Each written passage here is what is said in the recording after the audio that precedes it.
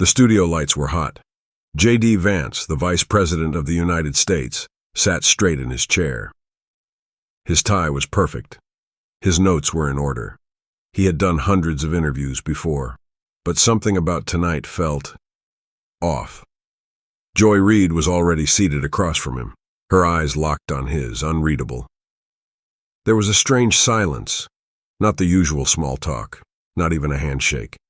Just a heavy, quiet stare that stretched seconds too long. Backstage, a junior producer dropped her pen. It echoed like thunder in the silence. Everyone thought this would be just another political debate. Two strong voices, different sides, sparring with words. J.D. was prepared. He had data. He had personal stories. He had truth. But no one, not the producers, not the camera crew, and not even J.D. himself, was prepared for what was about to happen. As the red live sign blinked on, America tuned in, expecting fire. What they got was something deeper, something raw, something that would crack open the hearts of millions watching. And it all began with Joy Reid's first words. She didn't ask a question. She whispered, "Do you remember where you were the night your mother almost died?" J.D. blinked. He wasn't expecting that. His throat tightened. His fingers twitched just slightly under the desk out of frame. He cleared his throat. "That's not in your notes," he said softly, his voice trying to stay firm. Joy leaned forward, her tone quiet, but intense. "America sees the vice president. I see a son who carried a phone in his pocket for 5 years, afraid it would ring with the news she didn't make it." The studio was dead silent. J.D. didn't answer. Not yet. Behind the glass, the executive producer began waving his hands. "Cut this. Cut this." But they were live. And J.D., he wasn't angry. He wasn't defensive. His eyes, normally sharp and prepared, were blinking fast. The memories were rushing in, uninvited. He thought of his mom, Bev, the nights she disappeared, the overdoses, the one time she called him from a payphone, begging him not to tell his sister where she was. "I remember," J.D. said at last, voice cracking. "I remember everything." Joy's face softened. "Then let's stop pretending this is about policy. Tonight, let's talk about pain." Viewers watching from living rooms across the country began leaning in. Some reached for tissues. This wasn't politics. It was something else now. And it was just getting started. Joy didn't interrupt. J.D. sat there looking down at the desk, then slowly lifted his eyes. "I was 12, he began, when I found my mom lying on the basement floor." The studio stayed quiet. She had taken something, pills, alcohol, I never knew exactly. I thought she was dead. I shook her so hard I hurt her shoulder. He paused. "I ran to our neighbor's house barefoot. I cut my foot on the glass we had from a broken mirror. I remember thinking, if I run fast enough, maybe God won't take her." A cameraman behind the lens wiped a tear from his cheek. Even the harshest Twitter users watching live stopped typing. J.D.'s voice was shaking now. She lived. But something inside me broke that day. That's why I fight for forgotten people, not for politics, for families like mine. Joy finally spoke, but this time not with fire. "People think you're cold, calculated, that you don't care about poor kids anymore." J.D. looked at her. "They don't see the kid who prayed over his mom's body, not knowing if she'd breathe again." And just like that, the debate America expected vanished, replaced by something no one could look away from. Not even Joy. The producer had whispered before the show, "Keep it sharp, keep it civil, but above all, don't let it get personal." Now the air was thick. Nobody in the control room moved. Joy sat back in her chair, giving J.D. space, but space didn't help. "Do you know," J.D. said slowly, "how it feels to be 10 years old, holding your mom's purse while she screams at a pharmacist who won't fill another oxy prescription?" Joy said nothing. She let the silence do the work. JD swallowed hard. They said I was lucky, that I made it out. But no one ever asks what it costs to leave the people you love behind. The audience watching at home had expected politics. Now they were seeing pain. Some saw a vice president being brave. Others saw a man finally cracking. Then Joy asked something strange. "Did you know my dad was an addict, too?" JD looked up, eyes wide. She continued, "You thought I brought you here to fight. But I brought you here to ask you something I've never asked anyone." JD leaned in. She whispered, "How did you forgive her?" JD's hand started to tremble. He quickly moved it under the table, but Joy noticed. He was quiet for several seconds. Then finally he said, "I didn't." The audience gasped. Even Joy's eyes welled up. "I tried," JD continued, voice low. "I sent her to rehab. I called every doctor in the state. I held her while she cried and swore she'd stop. But," he looked away, "there was this one Christmas. She promised she'd come. My daughter waited by the window. For 6 hours. That was the night I decided to stop trying." Joy's voice cracked as she replied, "I watched my dad walk out of my graduation with a half-empty flask in his coat pocket. That's when something happened no one expected." JD reached across the table and placed his hand gently over Joy's. For a moment, they were no longer political rivals. Just two broken kids, now grown, sitting on national television with their pain laid bare. "You asked how I forgave her," JD said softly. "Maybe I haven't. But I did love her, and that love, somehow, it still lives in me." Across the country, people sat stunned, many now crying. This wasn't news, this was healing, but something was still coming, something no one expected. Just when the moment felt complete, Joy reached down and pulled out a manila folder. She slid it across the table. "I wasn't planning to show this," she said, "but after what you shared, I think you deserve to see it." JD looked at it cautiously. He opened the folder. Inside were hospital records, police reports, and a letter, handwritten. His heart stopped.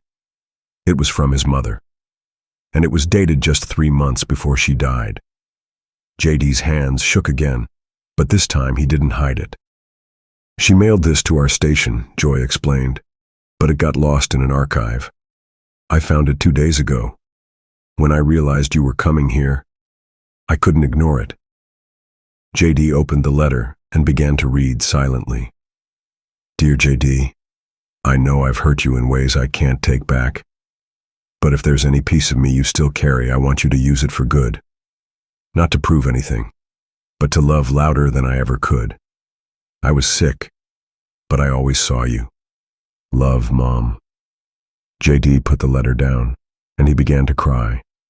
Not quiet tears, real, shaking, uncontrollable sobs. And across America, so did millions. JD sat quietly, still holding the letter. The room was still. Even Joy didn't say anything. But then, JD whispered something barely audible. "Tommy." Joy leaned forward. "Who's Tommy?" JD's lips trembled. "My cousin. He died when we were 17. He placed the letter down on the table, like it had taken all the strength he had left. He was more than a cousin. He was like my brother. When Mom was deep in it, and I couldn't stay home, I'd sneak into his trailer and sleep on the floor. He always left the door unlocked for me." The room was frozen. JD's voice cracked. "He OD'd in the parking lot of a hardware store. A needle still in his arm. He never got out. I did. And I carry that guilt every day." Joy covered her mouth. "I always wonder," JD continued, "why me? Why did I survive and he didn't? I used to think maybe God had a reason. But some days it just feels like an accident." That's when a phone started ringing backstage. Loud. Urgent. Joy glanced toward the crew. A producer ran toward her, panic in his eyes. Something had happened. Live. On air. The studio team didn't cut the feed. They couldn't. Tens of millions were watching by now, across social media, on TV, and even live streaming on subway screens in New York. Joy placed a hand on her earpiece. Her brow furrowed. Then she looked at JD, almost in shock. "There's someone on the line who wants to speak to you. Someone watching live." JD blinked. "Who?" Joy hesitated. "They say they're your mother's former counselor, from her final rehab." JD's eyes went wide. "No, that's not possible. I don't want this on the air." Joy touched his hand gently. "You can say no, but I think you might want to hear what she said." JD looked away for a long moment. Then he nodded. The producer gave Joy a paper. She read the note out loud. "JD, your mother talked about you every day. She told me her biggest regret wasn't the drugs. It was that she taught you how to build walls instead of trust. She said you carry strength, but you hide your tenderness. And that someday, the world would need both." JD's eyes filled again. "My mom thought I could be both tough and kind," he asked. Joy nodded. "You already are," she said. The lights were still burning, but the atmosphere in the room had shifted completely. No longer a debate stage, it felt like a church, or a hospital room, a place where pain came to speak its truth. JD stared into the camera. "If she believed in me, even at the end, maybe I owe the world more than policy. Maybe I owe it my heart." Joy slowly turned her chair toward him. "I have a confession, JD," she said. He looked up, surprised. "I didn't plan any of this to attack you. I planned this to ask for your help." The studio murmured. Joy's voice cracked. "My niece is 16. She's already using. Her mom, my sister, can't reach her. I've tried everything.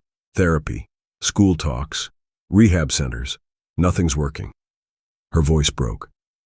"She still listens to you, to your speeches. Your book gave her hope for 5 minutes.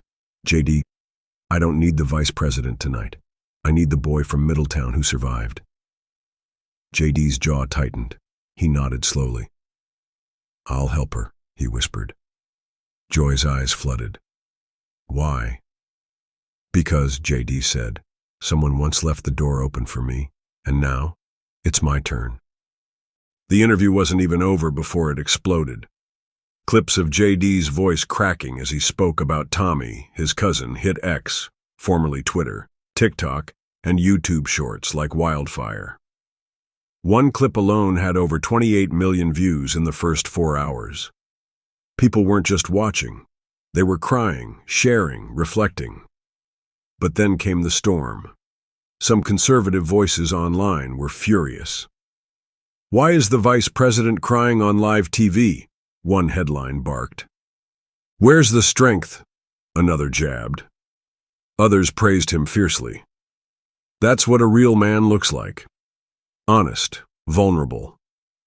But then, unexpectedly, a senator from JD's own party released a cold statement. "America needs leadership, not therapy." JD saw the post from his hotel room that night. His team begged him not to respond. But JD Vance wasn't the kind of man to sit in silence anymore. He grabbed his phone, pressed record, and looked straight into the lens. "If being honest about pain disqualifies me from leadership, then maybe leadership needs to change." He posted it, no filters, no edits, and walked into the next day's storm, head high. At 6:03 a.m., JD's assistant knocked gently on his hotel door. "You have to see this," she said. It was a hand-delivered envelope, no return address, just JD's name written in trembling script. Inside was a letter from a pastor in West Virginia, a man JD didn't know. But the words stopped him cold. "Dear Mr. Vice President, last night, I watched something I never thought I'd see on national TV. A leader tell the truth. My son died 3 years ago from fentanyl. We buried him in a suit he picked out for a job interview he never made it to. I've tried for years to understand how to forgive the world, how to forgive myself.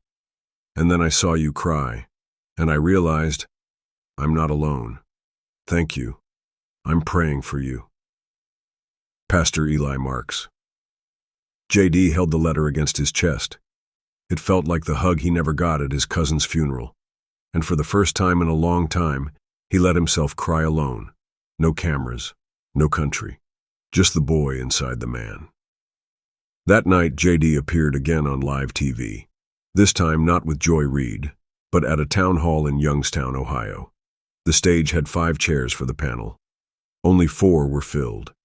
The moderator asked J.D., "Is there a reason the 5th seat is empty?" J.D. looked at it. "Yes," he said gently. "It's for Tommy." The room fell into a stunned silence. My cousin never made it to a town hall, never sat on a stage. He never got to vote. He didn't get second chances, but his life mattered. He turned to the crowd. I made it out of that life. But I didn't do it alone. My community, a few teachers, even a stranger at a shelter helped carry me. So now I carry others. I won't stop. Ever. An old woman in the front row wiped tears from her eyes. The camera zoomed in as J.D. looked at her, then out to the audience. "I will fill every empty chair I can, until none of our kids are missing anymore." The crowd stood, and they didn't stop clapping, for 3 whole minutes. 2 days after the viral town hall, J.D.'s motorcade pulled into a quiet neighborhood in Middletown, Ohio, his hometown. But there were no reporters, no crowds, just a small, aging home with a faded porch. J.D. stepped out without his suit, just jeans, boots, and a button-up. This was Tommy's mother's house, Aunt Marcia. The woman who once fed J.D. with food stamps and love when his mom couldn't. She opened the door slowly, her eyes swollen, her voice trembling. "I didn't think you'd come." "I should have come years ago," J.D. whispered. They sat inside, surrounded by dusty photos. One of them, Tommy in his football jersey, still cracked from the day it fell after the overdose. J.D. placed a folded letter on the table. "I wrote this when he died. I just never had the courage to send it." Marcia read it aloud. Halfway through, she broke down. "I failed him, but I promise I won't fail another." She reached across the table and grabbed J.D.'s hand. And in that moment, the vice president became a grieving cousin again. Nothing more, nothing less. Back in D.C., J.D.'s phone buzzed late one night. A voicemail, unknown number. He almost ignored it, but something made him press play. "J.D., I know we haven't talked in years, but I saw your interview. I saw everything. I'm clean now. 2 years. I just wanted to say thank you for not giving up on us, even when I gave up on myself. It's Mom, J.D. I love you." J.D. froze. It was his mother. The same woman he'd spoken about in his book. The woman who had vanished into addiction and disappeared from public view for years. Now here she was, not broken, but healing. He played it again, and again. And then, for the first time since becoming vice president, he canceled all his morning meetings and drove alone, just to breathe. He sat by the Potomac River, watching the sunrise, letting everything he carried fall off his shoulders for just a moment. "I thought she was gone," he whispered. But hope, it turns out, is stubborn. The next morning, J.D.'s staff scrambled into his office. "There's someone on the line. You're going to want to take this." He picked up the phone. "Hello?" "Mr. Vice President," the voice said. "This is President Carter." J.D. nearly dropped the phone. "I'm old now," Carter said softly. "But I've seen many leaders come and go. What you did on that stage in that interview, that was something we don't see often. Honesty, pain, courage. Don't stop. Even when it hurts. Especially when it hurts. JD's eyes welled up. Thank you, sir. My generation made many mistakes. Maybe yours can heal a few. As the call ended, JD sat in silence. All around him were notes, messages, demands. But he wasn't thinking about policies or headlines. He was thinking about a young boy in Ohio who never made it, a mother's voicemail, an old president's words, and how somehow, in the middle of the noise, truth had found a way to speak. It was exactly 1 week after the first Reid interview. Millions had seen it. Commentators were still split. Some said JD cracked under pressure. Others said he cracked open a truth America needed to hear. Then, without warning, MSNBC aired a live feed. JD Vance had returned to the same studio. This time, alone. No lights, no audience, just a folding chair and a mic. He sat down and looked straight into the lens. Last time I answered with my head. This time, I want to speak from my gut. He opened a worn envelope. It was the letter he never sent to Tommy. His voice broke as he read, "I'm sorry I made it and you didn't. I'm sorry I shook hands with presidents while you were shaking in withdrawal. I'd trade every debate win for one more laugh from you." The nation watched in silence. There was no politics here, just pain and love and regret. One anchor whispered on live air, "I've never seen a sitting vice president cry like that." Neither had anyone else. 3 days later, as JD entered the Capitol, a woman waited by the steps. Hair silver, wrinkles deep, eyes full of something ancient. It was his mother. They hadn't spoken in person in nearly 8 years. She stepped forward slowly. "JD," she said, trembling. "I'm here. I'm sober. And I'm sorry." JD didn't say a word. He just hugged her. Tight. Cameras clicked. Reporters gasped. But for once, no one asked questions. The moment was too holy. She whispered, "You didn't fail me. I failed me." JD shook his head. "No, Mom. We both made it through hell. And we're still here." The photo of that embrace, the vice president and his recovering mother, went viral in seconds. People didn't see a politician. They saw a son, a fighter, a man who loved someone who didn't always know how to love back. And they cried. Millions cried. Even some of his harshest critics tweeted, "This isn't about politics anymore." What America didn't see was what happened right after the cameras cut. JD Vance walked to his private office. MSNBC left one camera rolling without knowing it. He slumped into a chair, pulled out a photo of Tommy, and whispered, "You saved me. I wish I could have saved you." Then he did something no one expected. He picked up the phone and called a boy named Malik from Detroit, an 18-year-old who had written JD a letter after the first interview. "My brother OD'd last year. You made me feel seen." JD promised him a visit, and he kept that promise. The footage aired quietly days later. JD visiting Malik's school, sitting with him in the lunchroom, laughing, listening. One teacher wept watching it, because this wasn't about views or voters. This was about healing. And when the story closed, the final screen read, "He didn't change the world, but he changed someone's."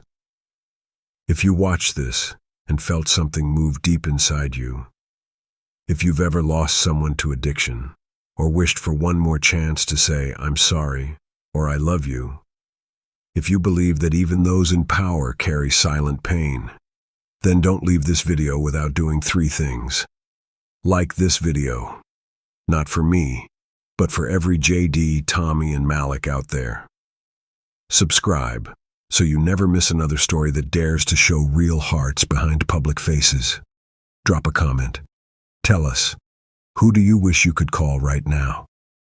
Let's make this more than a video. Let's make it a movement, because real tears lead to real change. Thank you for watching.